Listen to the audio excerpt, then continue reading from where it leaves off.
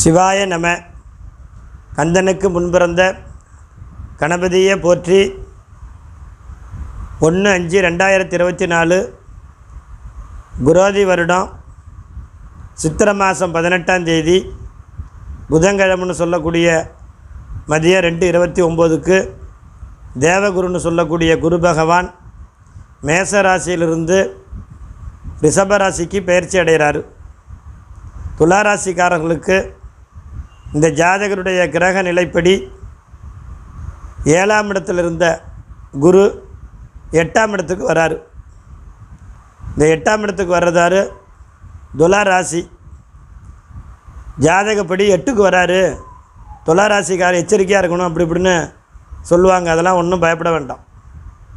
ஏன்னா அவங்க ஜனன ஜாதகத்தில் குரு எப்படி இருக்கார், அவங்களுடைய ஜனன ஜாதகம்னா பிறப்பு ஜாதகத்தில் பிறந்த நேரம் தேதி வைத்து இன்றைக்கி நடக்கிற திசா, இன்றைக்கி நடக்கிற வயதுப்படி அவருக்கு என்ன புத்தி என்ன அந்தரம், அதுதான் 100% பேசும்.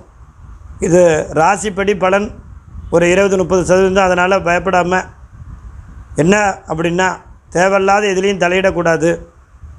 தேவையில்லாத பேச்சு எதுவும் ஜாதகப்படி பார்க்கையில் பேசக்கூடாது. இரவு நேர வண்டி பயணங்கள் தவிர்க்கணும். அதாவது அதிக முதலீடு சம்மந்தமாக முதலீடு செய்யாமல் நார்மலாக பண்ணிக்கிட்டு இருக்கணும். அதே மாதிரி கூட்டு சம்பந்தமான தொழில் சுத்தமாக தவிர்க்கணும். குடும்பத்தில் கணவன் மனைவி சம்மந்தப்பட்ட வகையில் யாரோ ஒரு ஆள் அமைதியாக தாழ்ந்து போகிறது, சிரம் தாழ்ந்தால் தலை உயரலாம் அப்படிங்கிற வாக்குக்கேற்ப அமைதியாக போகணும். இருந்தாலும் இந்த குரு பகவான் ஜாதகப்படி 5ஆம் பார்வையாக இந்த ஜாதகருடைய 12ஆம் இடம் அயனஸ்தயன போஜன மோட்சஸ்தானம் வெளிநாட்டு கிரகம்னு சொல்லக்கூடிய 12ஆம் இடத்தை பார்க்குறதுனால வெளிநாடு பயணம் ரொம்ப நாளாக தடையாக இருந்தவர்களுக்கு நல்லபடியாக போயிட்டு வரக்கூடிய வாய்ப்பு, ரொம்ப நாளாக தடையாக இருந்துக்கிட்டு இருந்த அவங்களுக்கு எதிர்பார்த்த வேலைகள்லாம் நல்லபடியாக அமையும். வெளிச்சுற்றுலா சுபவிரய செலவுகள் கைகூடும். அடுத்தபடியாக குடும்பஸ்தானம்னு சொல்லக்கூடிய இந்த ராசிக்கு 2ஆம் இடத்தை பார்க்குறதுனால குடும்பத்தில் நல்ல காரியங்கள், பணபரஸ்தானம் குடுக்கல் வாங்கல் ஸ்தானம் தனஸ்தானம் நேத்திரஸ்தானம்னு சொல்லக்கூடிய 2ஆம் இடத்தை பார்க்குறதுனால குடுக்கல் வாங்கல் நமக்கு வர வேண்டியது வரும். மற்ற மாதிரி 10ஆம் பொதுவாக 8ல் இருக்காருன்னா ஒன்றும் பயப்பட வேண்டாம். குரு இருக்கிற இடத்த விட பார்க்குற இடம் தான் பவர். அதே போல் இந்த ஜாதகருடைய 4ஆம் இடம் வண்டி வாகன சுகஸ்தான இடந்தடம் வீடு மனை அசையா சொத்து தாய் வீட்டை பார்க்குறார். அப்போ வண்டி வாகன சேர்க்கை. ஆனால் வண்டி வாகன சேர்க்கைன்னு சொல்லையில் இந்த ஜாதகருடைய கிரக நிலைப்படி இந்த துளாராசிக்காரர்களுக்கு மட்டும் வண்டி வாகனங்கள் இருக்கிறது இருக்கட்டும், புதுசாக எதுவும் வாங்க வேண்டாம். நமக்கு பர்சனலாக வச்சுக்கிறதா வச்சுக்கலாம். ஏற்கனவே இருக்கிறது இருந்தால் இருந்துக்கிட்டு இருக்கட்டும். ஏன்னா ஜாதகருடைய கிரக நிலைப்படி வீடு கட்ட, மனை வாங்க, இடந்தடம் வாங்க, வீட்டை எக்ஸ்டெண்ட் பண்ண, போர் போட, இந்த மாதிரி சுபவிரய செலவுகள் குடும்பத்தில் பண்ணிக்கொள்ளலாம்.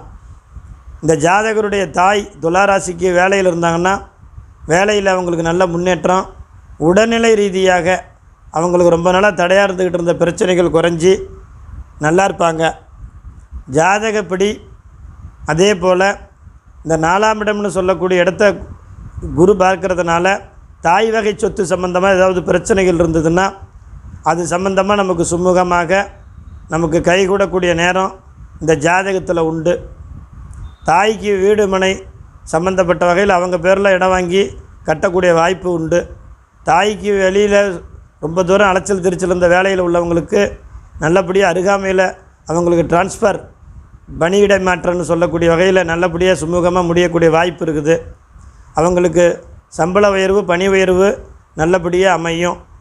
மற்ற மாதிரி இந்த ஜாதகருடைய நேரப்படி பாதகம் ஒன்றும் இல்லாமல் துளாராசின்னு சொல்லக்கூடிய ராசிக்கு ஒன்றும் கெடுதல் பண்ணாது.